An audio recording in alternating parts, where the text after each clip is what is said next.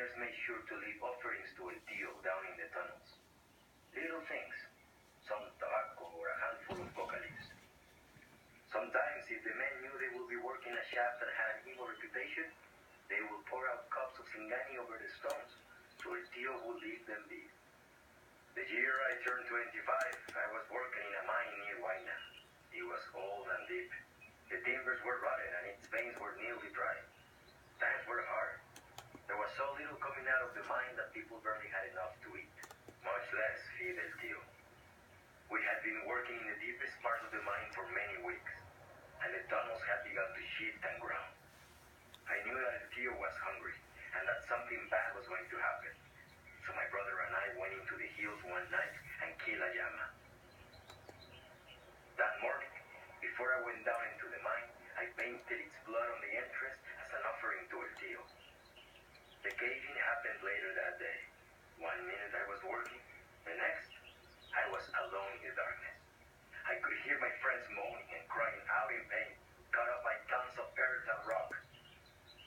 One by one, my friends fell silent. I sat in the dark and listened to them die. And then it was my turn. A smell came into the air. It was foul, like burnt hair and brimstone. And then, El Tío was there. I couldn't see him, but I could feel him there in that tiny space, right in front of me.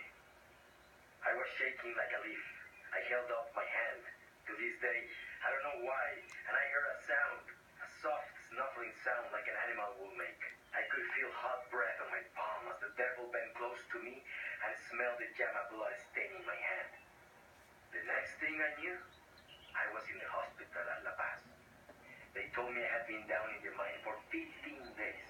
No one could understand why I was still alive. But I knew. That is why I believe in El Tío de la Mina, and why I'll never go down into his realm ever again. De verdad, Perico. He loves you more than his puppy. He's even talking about joining Santa Blanca. He's only 10 years old, but he's big already, like his father was. Gracias, mamacita. It fills me with joy. Let me see if I can talk to El Sueño about it. He always has use for young soldiers, especially those with room inside their stomach.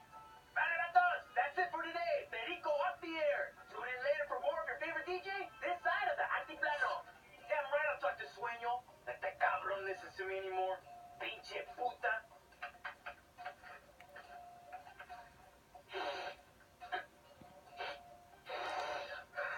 I'm polished that is way. I should be starting yayo on some thick double D's in the back of a limo in fucking Hollywood right now. Not hacking for a bunch of whiny ass chochas who think they're hardcore because they got SP tattoos on their neck. Fucking disrespecting me, wasting my talent. You know, fuck them.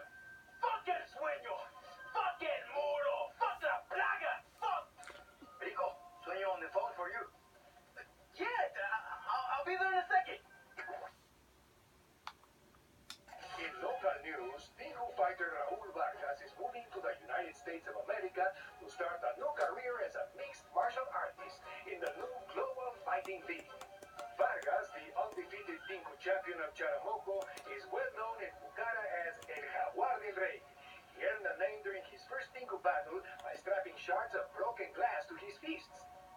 These jaguar claws frightened so many opponents that Vargas won many of his first battles after landing only 1 or 2 powerful blows. Now Vargas, who boasts more than 200 victories as a Tico fighter, will match his strength and skill against the best fighters in the world of mixed martial arts. No word on whether or not he'll be allowed to use his trademark claws in the arena.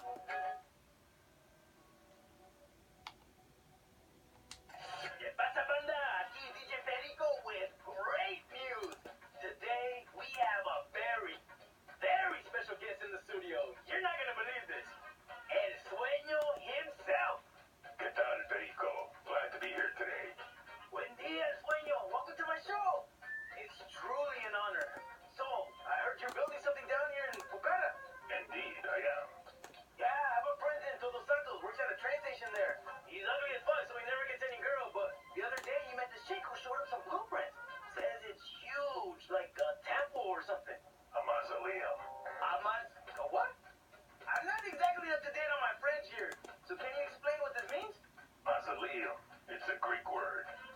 is a magnificent stone building where kings and emperors are buried. A tomb? It's much more than that. It's a token of our accomplishments here in Bolivia.